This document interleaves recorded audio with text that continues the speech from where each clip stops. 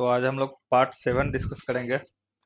Part 6 तक हम लोग डिस्कस कर चुके हैं और पार्ट 6 तक जो परसेंटेज आर एस अग्रवाल नवीन अंक गणित जो है इनका परसेंटेज एक्सरसाइज 10A जो है 10A का एक्सरसाइज 10A का हम लोग पार्ट 6 तक 151 क्वेश्चन तक कर चुके हैं। तो पार्ट 7 में 151 से आगे हम लोग देखेंगे। तो चलिए क्वेश्चन पे चलते हैं। देखिए 152 नंबर का क्वेश्चन है आपके पास और बोल रहा है कि किसी गोले की त्रिज्या में 50% की कमी होने पर इसके पृष्ठ क्षेत्रफल में कितने प्रतिशत की कमी होगी। गोले की त्रिज्या, गोले की त्रिज्या क्या होती है? अगर आप गोले की त्रिज्या देखेंगे, अच्छा, गोले की त्रिज्या में 50% की कमी हो रही है ना, तो गोले का पृष्ठ क्षेत्रफल देखेंगे हम। गोले का पृष्ठ क्षेत्रफल अगर आप देखें तो इसका फॉर्मूला होता है 4πr²। ठीक है, 50% की कमी हो रही है। 50% फ्रैक्शन में तोड़िएगा 1/2 हो जाएगा, यानी था कितना, 2, कमी कितना हो गया, 1 का। तो अगर दो, देखिए इसमें 4π जो है ना, 4π क्या है, 4π आपका कांस्टेंट है। ठीक है, ये जो 4π आप देख रहे हैं ना, ये कांस्टेंट है। क्यों? क्योंकि अगर आप किसी भी से 4 और पाई से गुना कीजिएगा तो लास्ट में वो कट जाना है। चेंज किस में होगा? चेंज बस रेडियस में होगा। तो हम रेडियस को ही यहाँ कंसीडर करेंगे। हम मान के चले कि r², ठीक है ना। तो 2, पहले अगर 2 था तो r², 2 का स्क्वायर हो जाएगा। तो पहले कितना था? 4। अब उसमें कितना घट गया? 1। तो r², 2 में से 1 घट गया तो 1 बचा, तो 1 आ गया। तो 4 से घट के कितना पे आ गया? 3 पे आ गया। 3 कितने प्रतिशत की कमी हो गई? तो 4 में 1 घट गया, ठीक है ना। कितने में घटा? 4 से घट के 1 पे पहुंच गया तो कितना घटा? 3 घटा। कितने में? 4 में। तो 100 में क्या होगा? अगर देखिए आप अगर 4π को भी कंसीडर करते तो 4π यहाँ भी गुना होता, 4π यहाँ भी गुना होता, 4π यहाँ भी रहता, 4π यहाँ भी रहता और ये कैंसिल आउट हो जाता। इसीलिए हम लोग जो कांस्टेंट वैल्यू है उसको कंसीडर नहीं करते हैं। और परसेंटेज में अगर आपको वैल्यू पूछा जा रहा है तो 100 से गुना कीजिए, यहाँ 25। तो आपका आंसर आ गया 75% की क्या होगी? कमी होगी। Option C. ठीक है, चलिए अगला सवाल देखिए। 153 नंबर का सवाल है कि क्रमशः 1 सेंटीमीटर, 2 सेंटीमीटर तथा 3 सेंटीमीटर अर्धव्यास वाले 3 गोलाकार ठोस गेंदों को पिघलाकर एक बड़ी गोलाकार गेंद बनाई गई है। यदि इस प्रक्रिया में 25% सामग्री नष्ट हुई हो तो नई गेंद की का अर्धव्यास कितना होगा? तो देखिए 1 सेंटीमीटर, 2 सेंटीमीटर और 3 सेंटीमीटर अर्धव्यास वाले 3 गोलाकार गेंद है। तो इनको अगर आप देखिएगा तो गोले का आयतन क्या होता है? 4/3πr³। 3 है टोटल।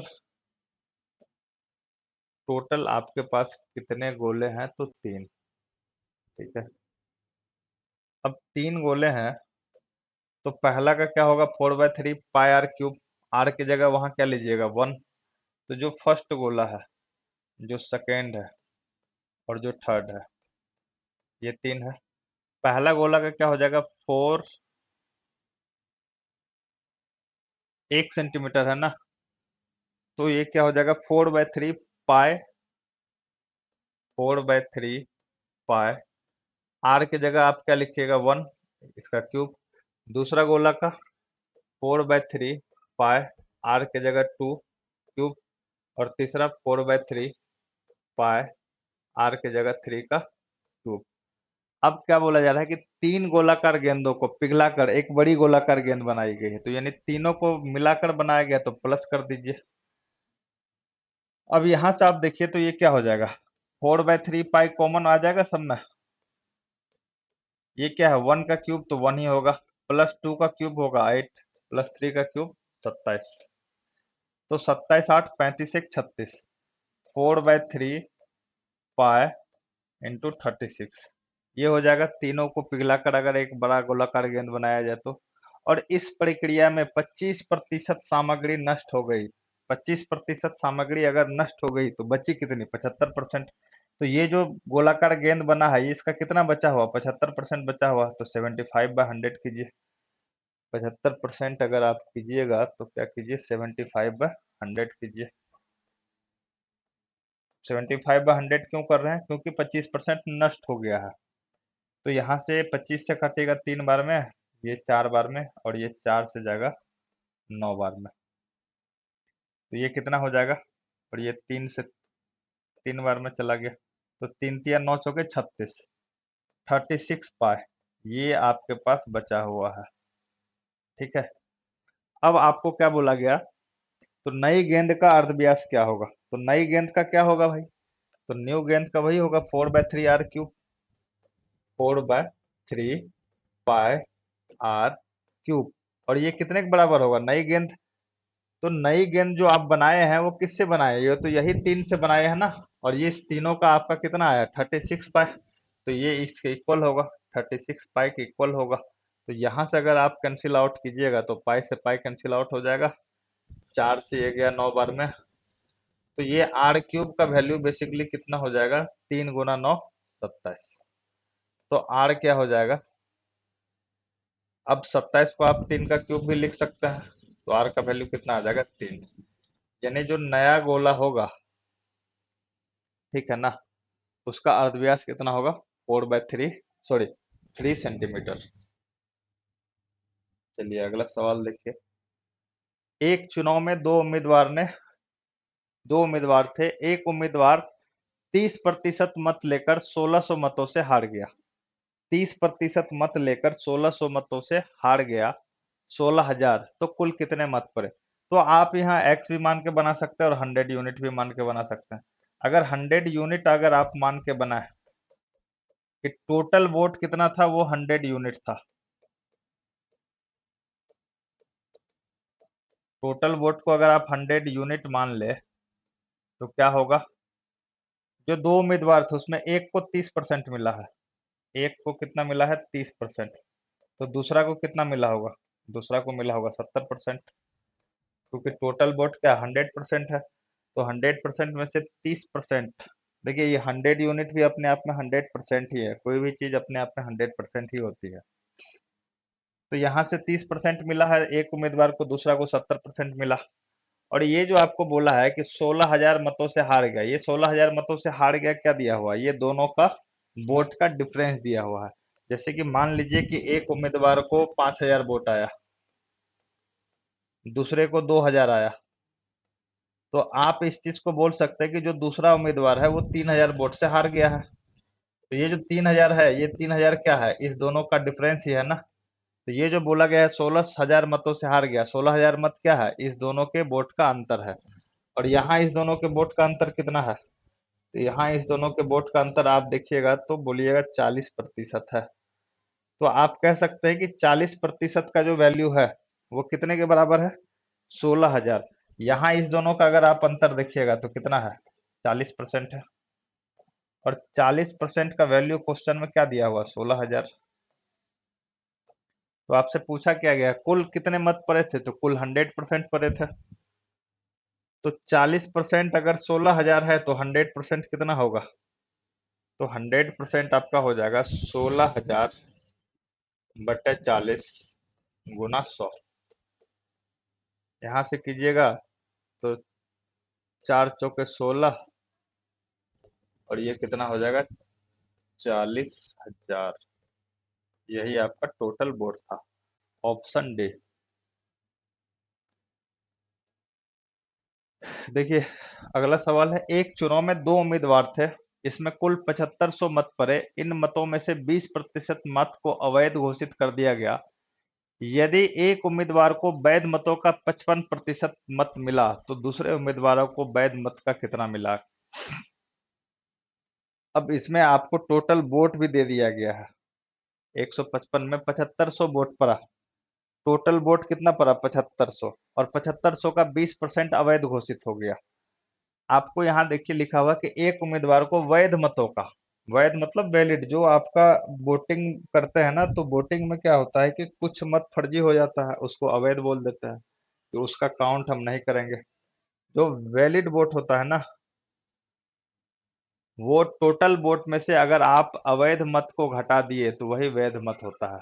तो आप यहाँ पहले देखिए कि टोटल वोट आपका कितना है, तो टोटल वोट है आपका 7500।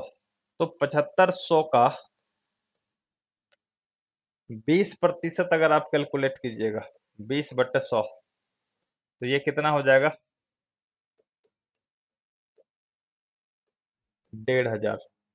यानी 1500 वोट जो है ना, ये इनवैलिड है, ये अवैध वोट है, ये अवैध वोट है। तो 7500 टोटल वोट पड़े थे, जिसमें 1500 अवैध हो गए, तो वैध वोट कितने हुए, तो आप 7500 में से अगर 1500 वोट को घटा दे तो वैध कितने हो जाएंगे, 6000 वोट। ये कौन से वोट है, वैध मत है ये।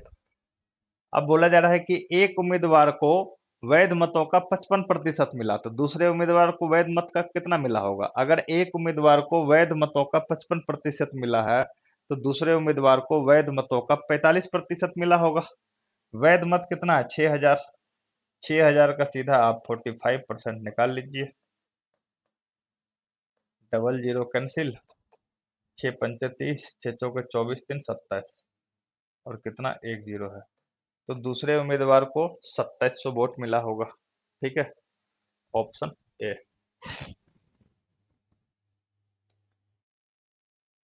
अगला सवाल देखिए कि एक चुनाव में दो उम्मीदवार थे, इस चुनाव में 68 मत अवैध घोषित कर दिए गए। जीतने वाले उम्मीदवार को 52% मत प्राप्त हुआ तथा 98 मतों से जीत गया। जो जीतने वाला उम्मीदवार है उसको 52% मत प्राप्त हुआ है और 98 मत से जीत गया है वो। तो अब आप क्या कीजिएगा यहाँ, अगर 52% मत प्राप्त हुआ है तो आप इसको या तो 100 यूनिट मान के बना सकते हैं या एक्स मान के बना सकते हैं, लेकिन ये सवाल एक्स मान के जब आप बनाइएगा तो इजीली बनेगा। ठीक है, कैसे, आप देखिए कि आप मान लीजिए कि टोटल वोट कितना था, एक्स था। ठीक है, टोटल नंबर ऑफ वोट कितना था हमारा, एक्स था। तो एक्स वोटिंग हुआ, एक्स वोट था टोटल वोट, उसमें से 68 वोट तो इनवैलिड हो गया, तो वैलिड वोट क्या हुआ, जो टोटल वोट था उसमें से अगर हम अवैध मत को घटा दे तो वैध मत बचेगा। अब जीतने वाले उम्मीदवार को 52% मिला है। देखिए यहाँ समझने वाली बात है कि जीतने वाले को कितना मिला है, 52%, और वो 98 मतों से जीत गया। अभी आपको बताए थे कि कहीं भी लिखा रहे कि इतना मत से जीत गया या इतना मत से हार गया, यानी वो जो आपको दिया हुआ है डाटा, वो दोनों के वोट का डिफरेंस दिया हुआ, दोनों के वोट का अंतर दिया हुआ है। ठीक है, अब यहाँ आपको बोला जा रहा है कि जीतने वाले उम्मीदवार को 52% वोट मिला। तो जीतने वाले को अगर 52% मिला है तो हारने वाले को कितना मिला होगा, हारने वाले को 48% मिला होगा। टोटल वैल्यू 100% होता है, तो जीतने वाले को 52%, तो हारने वाले को 48%। इन दोनों का अंतर कितना है, तो इन दोनों का अंतर है 4%। 4% है ना। ये अंतर हम क्यों निकाले, क्योंकि यहाँ जो दिया हुआ है ना वैल्यू, 98 मतों से जीता, ये 98 मत जो दिया हुआ है ना, ये दोनों के वोट का अंतर दिया हुआ है, इसीलिए यहाँ परसेंटेज में भी अंतर निकाले।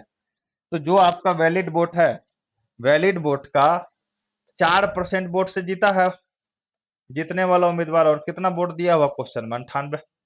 वैलिड टोटल वोट में से 68 वोट घटा दिए, ये हमारा आ गया वैध मत। वैध मत के 4% मत से वो जीता है, और क्वेश्चन में कितने से जीता है बोला, 98। यही बस कैलकुलेट करना है, यहाँ से कीजिएगा, ये 25 गया। अब यहाँ से आप क्या कीजिए, 98 गुना 25 करना है।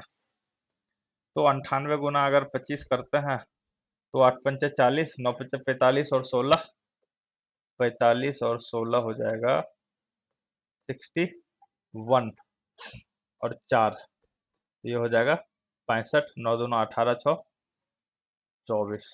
तो टोटल 2450 वोट हो जाएगा ये। तो एक्स का वैल्यू क्या हो जाएगा, 2450 प्लस 68।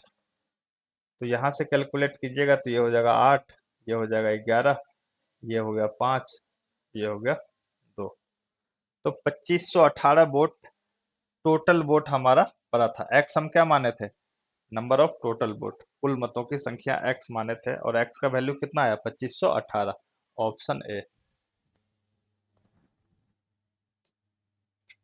अगला सवाल देखिए, अगला सवाल है कि दो उम्मीदवारों के बीच एक चुनाव में एक उम्मीदवार को कुल वैध मतों का 55% मत मिला। यदि कुल मत 15,200 हो तथा 15% मत अवैध घोषित हो गए हो तो दूसरे उम्मीदवार को कितने वैध मत मिले। देखिए वही सेम सवाल है कि टोटल मत आपको कितना दिया हुआ है, 15,200, और 15,200 का 15% अवैध हो घोषित हो गया, तो 15% निकाल लीजिए। तो 152 गुना 15 अगर आप कीजिएगा तो कितना होगा, 152 गुना 15 अगर करोगे तो मेरे ख्याल से ये हो जाएगा, ये 5 से गुना करो कितना होगा, 5 दूना 10, 25 25 एक 26, और 5 एक 5 दो 7, 760 हो गया। तो 1520 में 760 अगर जोड़ दो तो 0, 8, 7, 5, 12, 2280 हो जाएगा। 152 गुना अगर 15 कीजिएगा तो आपका कितना हो जाएगा, 2280। ठीक है, तो 2280 टोटल वोट क्या हो गया आपका, इनवैलिड हो गया। 2280 वोट जो है वो अवैध घोषित हो गया।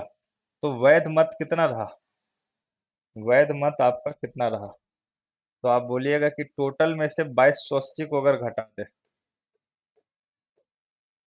इतना ये क्या है, अवैध मत है।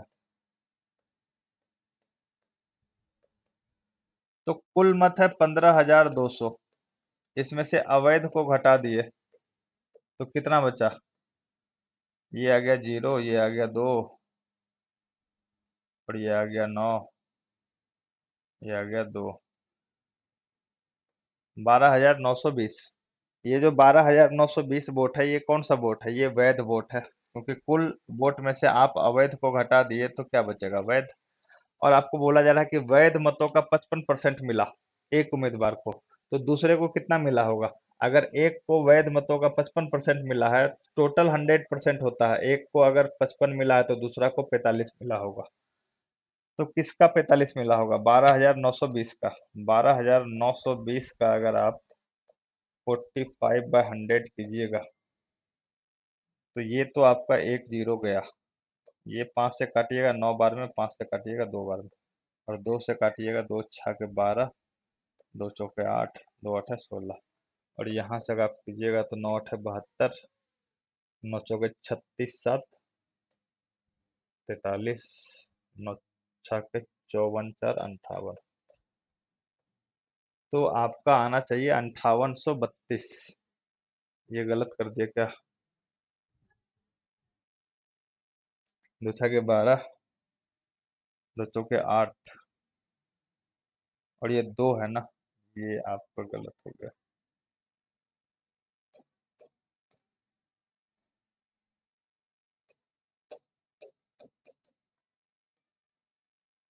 ये आपका यहाँ होगा 6, 4, 6, तो 9 छः के 54 हो जाएगा यहाँ, ये फिर से कर लीजिए, 54, 9 चौके 36, 5, 41, और 9 छः के 54, 4 58। तो दूसरे उम्मीदवार को कितना वोट मिला होगा, 5814 वोट, ऑप्शन डी, ये आपका आंसर है। चलिए अगला सवाल देखिए। एक चुनाव में दो उम्मीदवार है, एक उम्मीदवार को 71% मत मिलते हैं तथा वो 756 मतों से चुनाव जीत जाता है। अरे ये तो बहुत आसान सवाल है यार। टोटल वोट को मान लो 100 यूनिट, ठीक है, टोटल वोट 100 यूनिट हो गया। एक को कितना मिला है, 71% मिला है, तो दूसरे को कितना मिला होगा, दूसरे को 29% मिला होगा। दोनों के वोट का डिफरेंस कितना है, 71 में से अगर 29 को घटा दीजिएगा तो 11 में से 9 गया 2, और यहाँ 6 में से 2 गया 4, 42% है। और 42% का वैल्यू क्वेश्चन में तो कितना दिया हुआ, 756। 100% का वैल्यू पूछा जा रहा है, तो 756/42 और गुना में 100। तो 42 से अगर काटिएगा, 7 से काटिए, अच्छा के 42, 7 का 7, 7 8 56, और 6 से काटिएगा, 6 का 6, 4 6 8 48, तो टोटल वोट हो गया 1800। ये आपका ऑप्शन नंबर बी। चलिए अगला सवाल। दो उम्मीदवारों के बीच हुए एक चुनाव में एक उम्मीदवार को कुल वैध मतों का 52% मत मिला तथा कुल मतों के 25% मत अवैध घोषित हो गए। यदि कुल मतों की संख्या 8400 हो तो दूसरे, अरे ये सेम सवाल है यार, इसको आपको बनाना पड़ेगा। ये अभी सेम सवाल करवाया है। क्या है कि टोटल आपको क्या दिया हुआ है, 8400 मत दिया हुआ है। तो आप 8400 जो कुल मतों की संख्या है, पहले उसका निकालिए कि कितने परसेंट अवैध घोषित हुए, 25%। तो देखिए कि अवैध कितना मत है, तो 25/100 कीजिएगा, ये गया काम से। तो ये कितना हो जाएगा, 84 गुना 25, 20, 8 पंचा 40, 8, 48 2 50, 8 दूना 16, 5 21। तो ये कितना हो गया, 2100 हो गया। यानी 2100 वोट आपका क्या हो गया, इनवैलिड हो गया। ठीक है। अगर 2100 वोट इनवैलिड हो गया तो वैलिड वोट कितना बचा, 2100 मत अगर अवैध घोषित हो गए तो वैध मत कितने बचे। तो कुल मत में से अवैध को घटा दीजिए, 8400 में से 2100 को घटा दीजिए, तो ये 00, ये 3 और ये 6, 6300 वोट जो क्या हो, जो वैध बचे। अब 6300 वोट जो वैध बचे हैं ना, वैध मतों का 52% मिला है एक उम्मीदवार को, तो दूसरा को कितना मिला होगा, दूसरा को वैध मतों का 48% मिला होगा। 48/100 कर दीजिए, ये 00 गया। 63 गुना 48 कीजिए, यही आपका क्या होगा, आंसर होगा। यही आपका आंसर होगा। इस टाइप का सवाल अभी करवाए हैं एक दो सवाल पहले, ये खुद से आप कीजिए। ठीक है। चलिए अगला सवाल देखिए।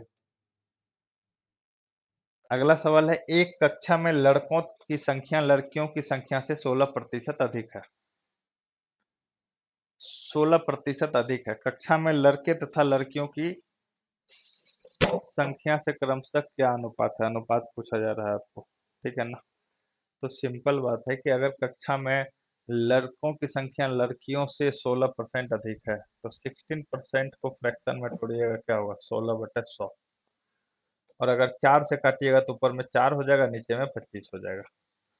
तो कहने का मतलब कि लड़कियों से अगर गर्ल्स कितनी है, 25 है, तो लड़के उसमें कितने अधिक है, 4 अधिक है। तो लड़के कितने हो जाएंगे, लड़के कितने हो जाएंगे, तो 25 में 4 अधिक यानी लड़के कितने होंगे, 29। लड़कियां कितनी है, 25। तो रेशियो क्या हो गया, 29:25। ऑप्शन सी आपका सही आंसर है। चलिए अगला सवाल देखिए। 161 नंबर सवाल में आपको बोला जा रहा है कि एक परीक्षा में ऋतिज ने 52%, सुनील ने 64% तथा रवि ने 74% अंक प्राप्त किए। यदि परीक्षा के अधिकतम अंक 750 हो तो तीनों लड़कों का औसत प्राप्तांक कितना है। तो यार ये तो बहुत आसान सवाल है। आप इसमें तीनों लड़कों का पहले क्या कीजिए, ऋतिज, RITIZ, जो भी है, ऋतिज कितना 52% ला रहा है, कितने में, 750 में। तो 750 का अगर आप 52% निकाले तो 52/100 हो गया। ठीक है। ये हो गया 25 चौके 100, ये हो गया 25 तिया 75, 30, और 4 से कीजिएगा तो 18 चौके 72 हो, 13 चौके 52। तो 30 गुना 13 होगा, 390 नंबर लाया। कौन, ऋतिज। ठीक है। उसके बाद आपसे बोला जा रहा है कि अधिकतम अंक, सॉरी, सुनील कितना लाया है, 64%। सुनील लाया है 64%। तो सुनील भाई साहब लाया है 64। कितने का, 750 का 64। तो ये तो गया 4 बार में और ये गया 30 बार में, और ये कीजिएगा 64 कटेगा, 16 चौके, तो ये कितना हो जाएगा, 480 नंबर। अच्छा ये वाला कलर दिख रहा है क्या, देखिएगा तो, ये वाला कलर दिख रहा है सही। और दूसरा कौन सा है, तीसरा है रवि। रवि लाया है 74। रवि है 750 का 74% लाया है। सेम चीज 4, 30 और 4 को अगर आप काटिएगा तो ये कटेगा, 74 है ना, तो ये मेरे ख्याल से नहीं कटेगा। कटेगा, चलो 2 से काटो, तो ये 2 हो गया और ये कितना हो गया, 2 तिया 6, 37 हो गया। और 2 से इसको काट दे 15 बार में, तो 37 गुना 15 कितना हो जाएगा। अगर आप 37 गुना 15 करते हैं तो 7 पचे 35, 5 तिया 15, 7, 22, 3, 25 और 3 2 5, 555 नंबर आएगा। तो जो रवि भाई साहब हैं इनको आया है 555 नंबर। अब तीनों का औसत पूछा जा रहा है, तो तीनों को जोड़ के 3 से भागा दे दीजिए, आंसर आ जाएगा। तो तीनों को अगर आप जोड़ दे, कितना है, 390 है प्लस 480 है प्लस 555 है, औसत है। 3 आदमी है, 3 से भागा कीजिए, तो ये कितना हो जाएगा। अगर आप 3 से भाग कर रहे हैं जोड़ के, तो ये आप जोड़िएगा तो 5, 5 8 5 13 9 22, 5 4 9 3 12 2 14 बटे 3, तो 5 2 7 4 11 के 12, 3 से कट जाएगा, 3 चौके 12 बचा 2, 3 सत्ता 21, 3 पचा 15, तो एवरेज कितना हो जाएगा, 475। आपका ऑप्शन नंबर ए।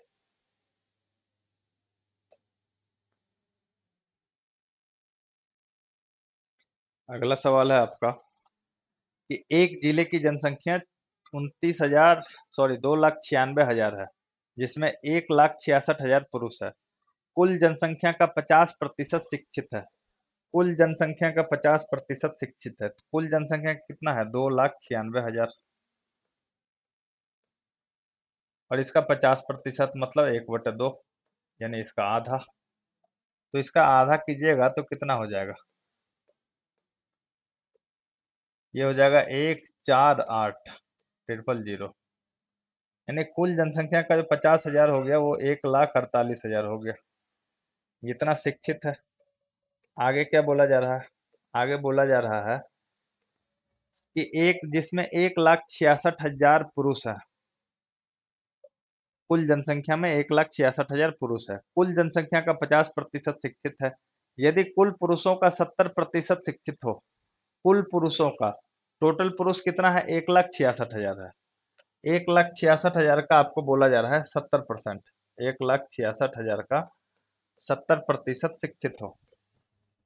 तो ये गया यहाँ, ये गया यहाँ, काटिएगा तो 6 7 42, 7 के 42, 4 46 और 7 4 11, यानी 1,16,000 पुरुष क्या है, शिक्षित है। ये पुरुष है और ये शिक्षित है, ये कौन है, मेल है।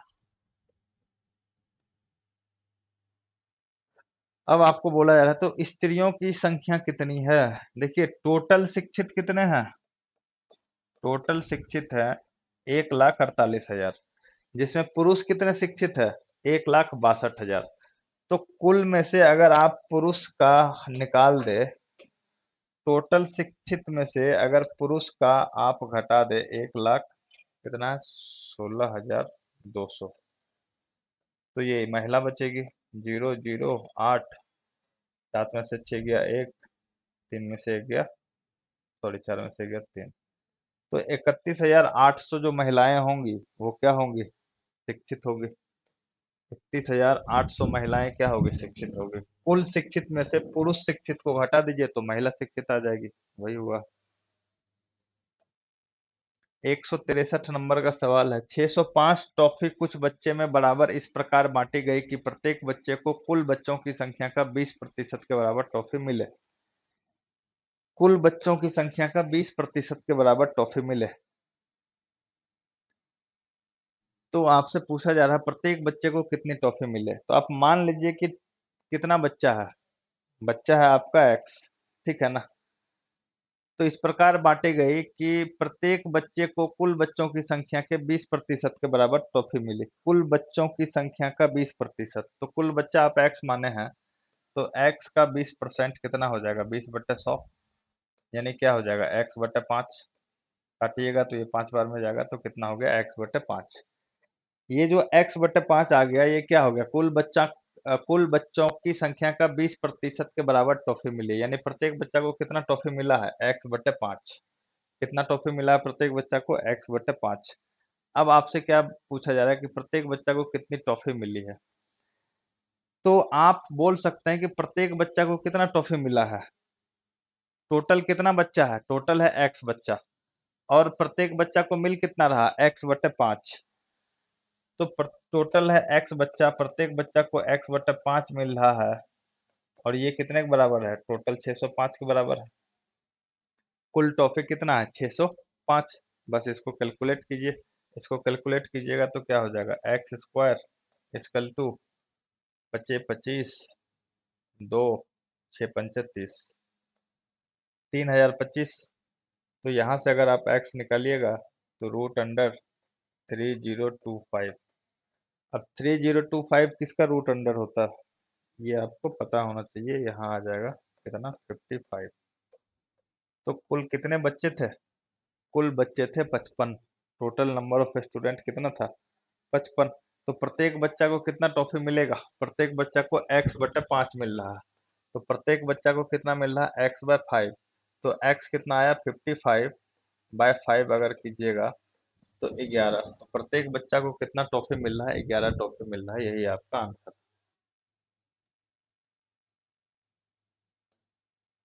अगला सवाल है, एक पेड़ की ऊंचाई में प्रतिवर्ष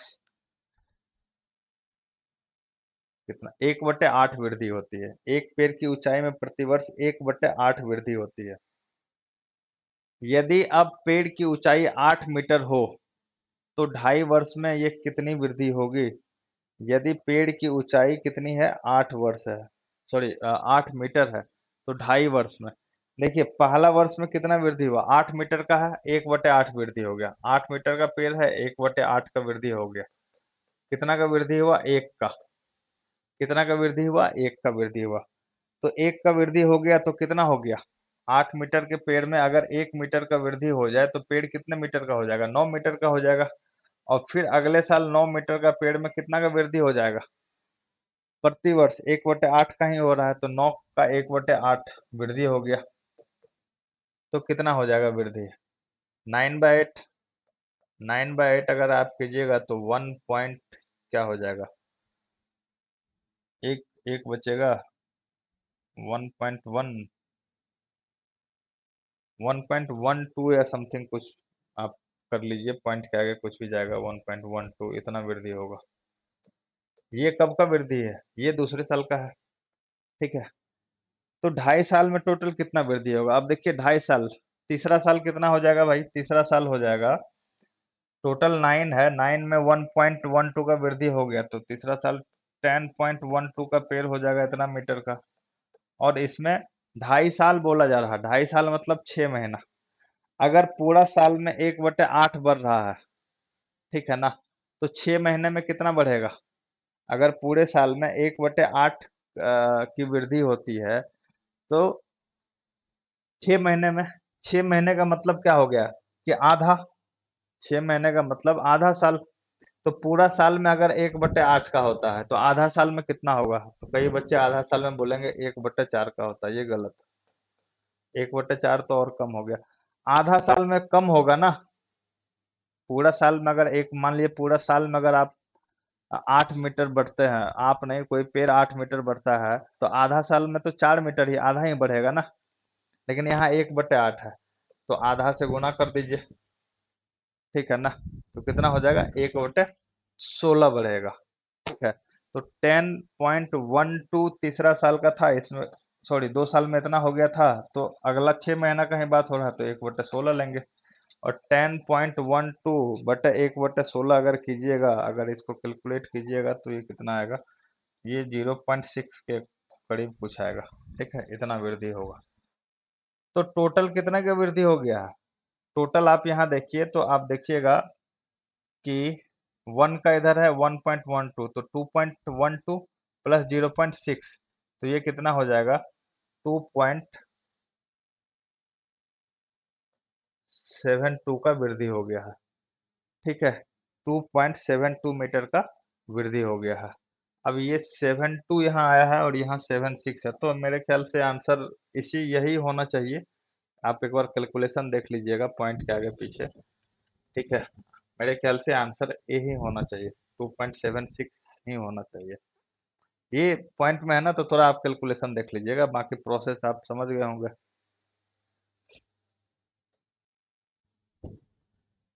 देखिए 165 नंबर का सवाल है, गेहूं के मूल्य में 20% की कमी होने के कारण एक व्यक्ति 600 रुपये में पहले से 10 केजी गेहूं अधिक खरीद सकता है। भाव की कमी होने के बाद गेहूं का कितना भाव में कमी होने के बाद गेहूं का कितना भाव था? 20% की कमी कितने, 600 में, तो 600 का 20% निकाल लो। 20% मतलब 1/5, 5 से काट दो, तो ये हो जाएगा 12, 120। यानी 120 रुपये जो कम हुआ उसमें कितना वो खरीद रहा है, 10 केजी अधिक खरीद रहा है, तो 10 केजी का मूल्य कितना है, 120 रुपये के बराबर। तो 1 केजी का मूल्य 120/10, यानी 12 रुपये पर केजी। और ये 12 रुपये पर केजी कब है, जब कमी हो गया, भाव में कम होने के बाद गेहूं का कितना कीमत था, तो 12 रुपये पर केजी था। यही आपका आंसर हो गया। ठीक है, इस टाइप काफी सवाल आपको पीछे करवाया गया है। भाव में कमी होने के बाद गेहूं का मूल्य 12 रुपये केजी था, और आपसे पूछा जाता है कि भाव में कमी होने से पहले कितना मूल्य था, वास्तविक मूल्य कितना था। तो 12 रुपये पर केजी मूल्य कब का है, जब 20% कम हो गया। 20% कम हो गया मतलब 80% का वैल्यू कितना है, 12 रुपये पर केजी है। कमी होने से पहले क्या था, 100% होगा, तो 100% का वैल्यू निकाल लीजिए, तो क्या हो जाएगा 12/80 × 100। 20 × 5 = 100, 20 × 4 = 80, 4 × 3 = 12, ये हो जाएगा 15 रुपये पर केजी। ये 15 रुपये पर केजी कब का मूल्य होगा, ये भाव कम होने से पहले का मूल्य होगा, और ये कब होगा, जब भाव कम होने के बाद का मूल्य। ठीक है, चलिए अगला सवाल देखिए। एक छात्रावास में 600 लड़के हैं, इसमें से प्रत्येक लड़का हॉकी अथवा फुटबॉल अथवा दोनों खेल खेलता है। यदि 75% लड़के हॉकी तथा 45% लड़के फुटबॉल खेलते हो, तो कितने विद्यार्थी दोनों खेल खेल सकते हैं? अगर 75% हॉकी, देखिए इसको वेन डायग्राम से बनाइए। ये आपका हॉकी है, ये फुटबॉल है। कितने हैं इसमें से, 75% लड़का हॉकी खेल सकता है और फुटबॉल कितना खेल सकता है, 45। तो हॉकी ये है 75%, फुटबॉल ये है कितना है, 45%।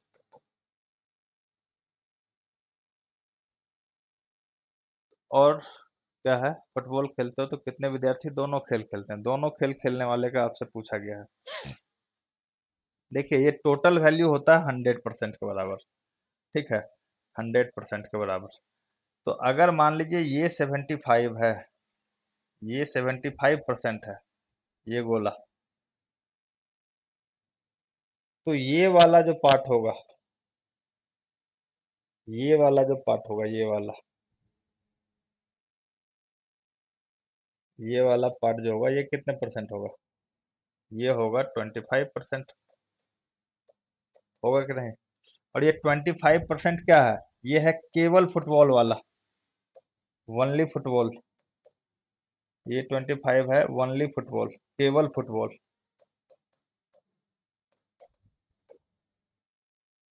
तो 25% केवल फुटबॉल खेलते हैं, और फुटबॉल खेलने वाले का कितना दिया हुआ, 45।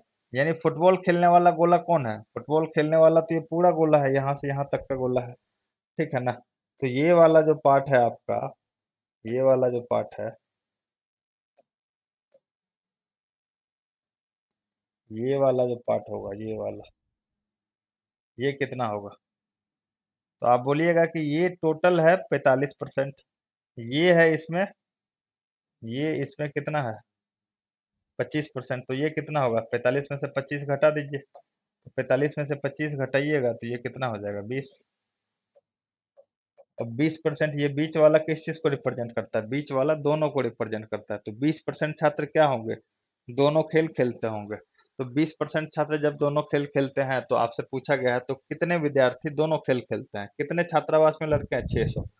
तो 600 का 20% दोनों खेल खेलता है, तो 20/100 कर दीजिए। तो टोटल 120 छात्र ऐसे होंगे जो कि दोनों खेल खेलते होंगे, ऑप्शन डी। टोटल 120 छात्र ऐसे होंगे जो दोनों खेल खेलते हैं। अगला सवाल देखिए, एक कार्यालय में 72% कर्मचारी चाय पीते हैं तथा 44% कॉफी पीते हैं। यदि प्रत्येक कर्मचारी चाय अथवा कॉफी अवश्य पीता हो तथा 40% कर्मचारी चाय तथा कॉफी दोनों पीता हो, तो इस कार्यालय में कुल कितने कर्मचारी हैं? 72% कार्यालय में कर्मचारी। इसको भी उसी तरीके से बनाइए वेन डायग्राम से। इसको मान लीजिए आप टी वाले हैं और ये कॉफी वाले हैं, ठीक है। तो कितने? 72%। टी कितना पीता है? 72%। और कॉफी 44%। तथा 40 कर्मचारी चाय और कॉफी दोनों चीज पीता है। तो 40 कर्मचारी अगर चाय कॉफी दोनों चीज पी रहा है, तो आप ये बताइए कि अगर अभी आपको पिछला सवाल में जिक्र किए थे कि टोटल कितना होता है? 100%। तो ये वैल्यू टोटल कितना है? 72% है।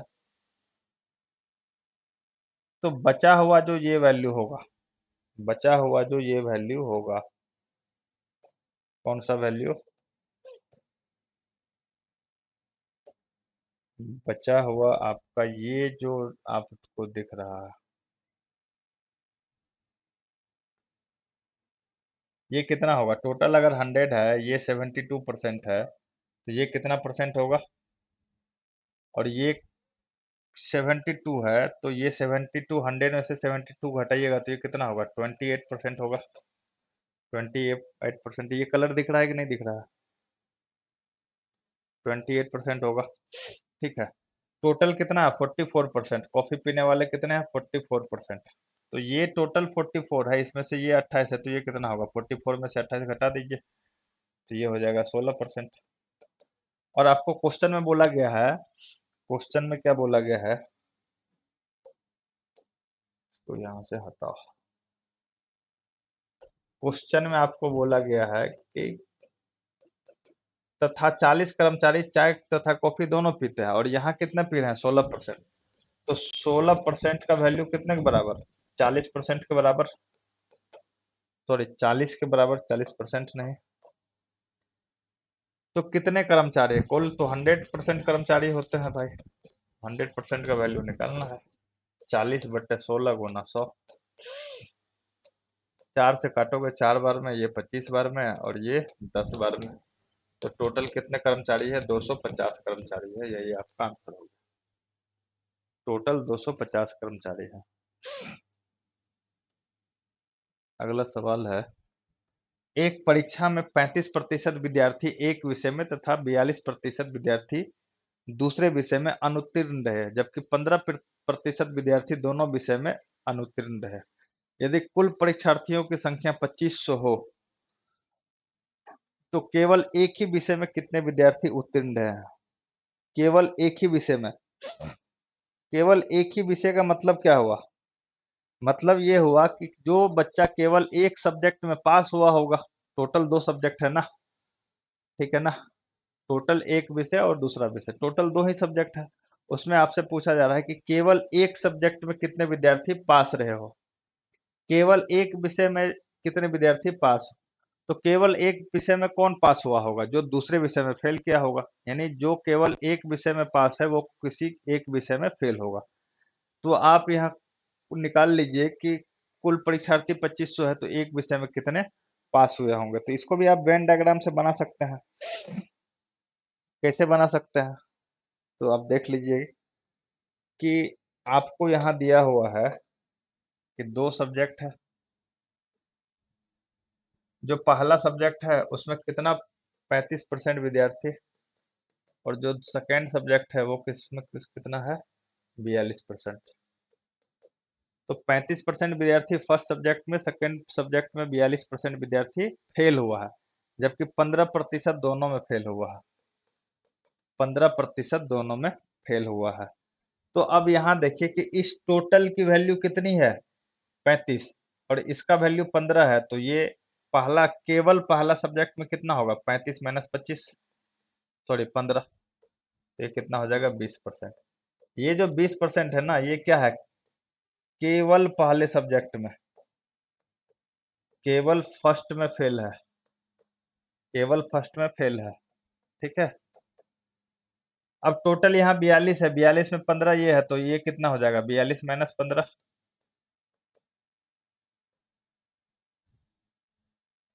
तो 27% विद्यार्थी केवल सेकेंड में फेल होगा, केवल सेकेंड सब्जेक्ट में कितना फेल होगा, 27%। तो देखिए, एक विषय में कितना विद्यार्थी पास हुआ है, तो एक विषय में कितना पास हुआ होगा, केवल एक विषय में जो फेल हुआ होगा उसको आप जोड़ लीजिए। तो केवल एक विषय में कितना फेल हुआ है, केवल एक विषय में फेल हुआ है आपका 20% प्लस 27%, तो टोटल कितना परसेंट हो गया, केवल एक विषय में फेल।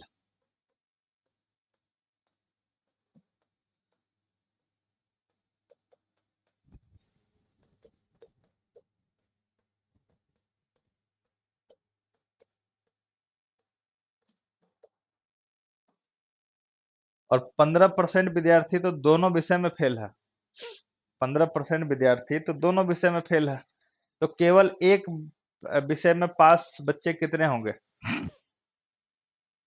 केवल एक विषय में पास बच्चे कितने होंगे, तो केवल एक विषय में पास मतलब क्या हुआ, देखिए, अगर आप केवल एक सब्जेक्ट में फेल हैं तो इसका मतलब आप दूसरे सब्जेक्ट में पास हैं। दो सब्जेक्ट का एग्जाम हुआ जिसमें केवल एक सब्जेक्ट में अगर आप फेल हैं, इसका मतलब दूसरे सब्जेक्ट में पास है। तो अगर केवल एक सब्जेक्ट में फेल बच्चों की संख्या 47 है, तो केवल एक सब्जेक्ट में पास बच्चों की संख्या क्या होगी, ये, इसी चीज को आप ऐसे लिख सकते हैं कि केवल एक सब्जेक्ट में पास बच्चे जो होंगे वो भी 47% ही होंगे। क्यों, क्योंकि दो में से एक में जो फेल किया है वो एक में पास हुआ होगा, तो 47% केवल एक सब्जेक्ट में पास हुआ होगा।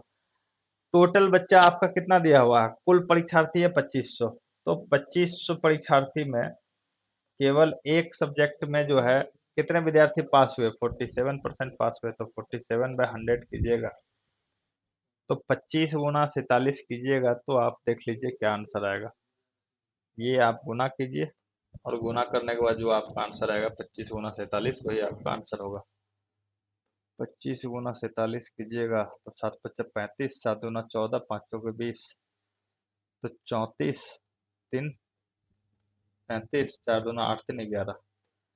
टोटल कितने विद्यार्थी होंगे, 1175 छात्र ऐसे होंगे जो एक सब्जेक्ट में पास हुए होंगे।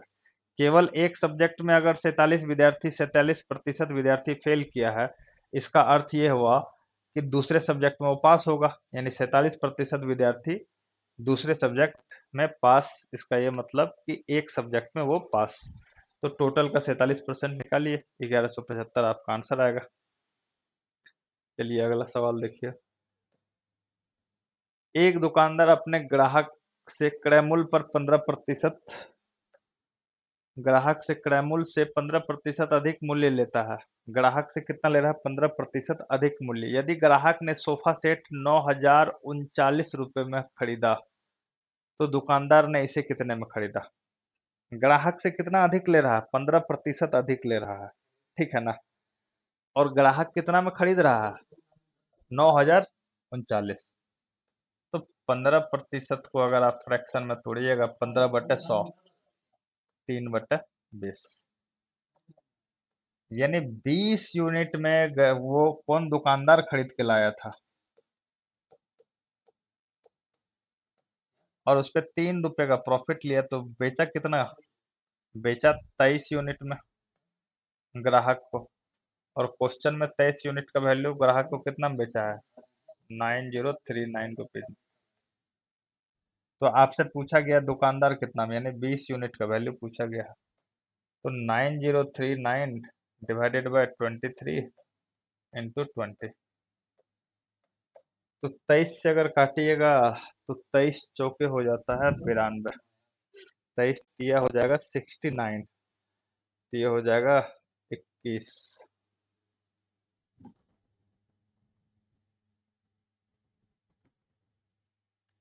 3 बार में कटिएगा 69, तो 21, 213 हो गया।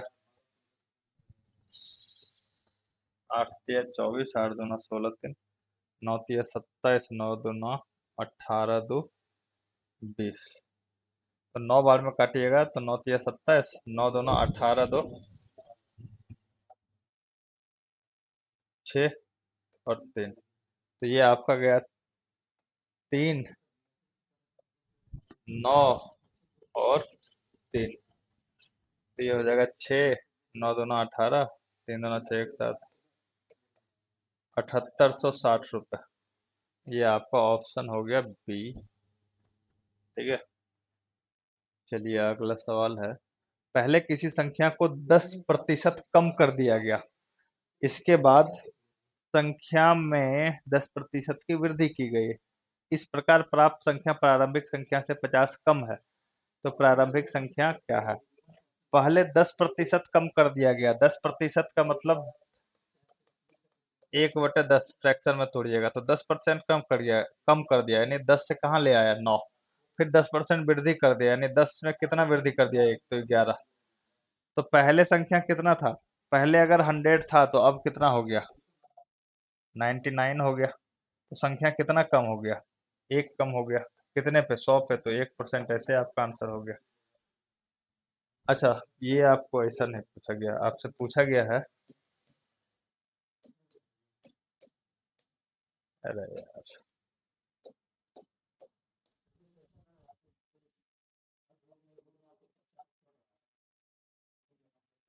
आपसे बोला गया है कि इस प्रकार प्राप्त संख्या प्रारंभिक संख्या से 50 कम है।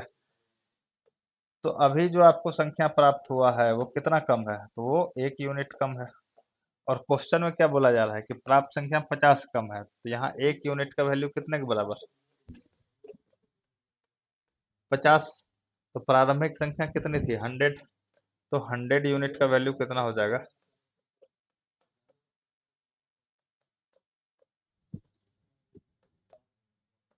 5000 रुपये। यही आपका आंसर हो गया। रुपया नहीं है, प्रारंभिक संख्या पूछी जा रही। 5000 हो गया प्रारंभिक संख्या। तो देखिए ये आपका जो एक्सरसाइज 10A है, जो एक्सरसाइज 10A है नवीन अंक गणित का, ये पूरा कंप्लीट हो गया। उसमें 170 क्वेश्चन है, ये 170 क्वेश्चन कंप्लीट है। ठीक है, अब हम लोग इसका एक और एक्सरसाइज है 10B, जो नवीन अंक गणित का 10B एक्सरसाइज है, उसको कंटिन्यू करेंगे। 10A हमारा कंप्लीट हो गया है। तो आप लोग एक बार 10A के सारे सवाल को खुद से ट्राई कीजिएगा, अच्छे से बनाइएगा, रिवीजन कीजिएगा। और अगर आपको किसी सवाल में डाउट लगे कि ये कैसे हो रहा है, तो आप कमेंट बॉक्स में कमेंट कीजिए, आपके डाउट का आंसर किया जाएगा। ठीक है, तो चलिए मिलते हैं अगले वीडियो में एक्सरसाइज 10B के साथ।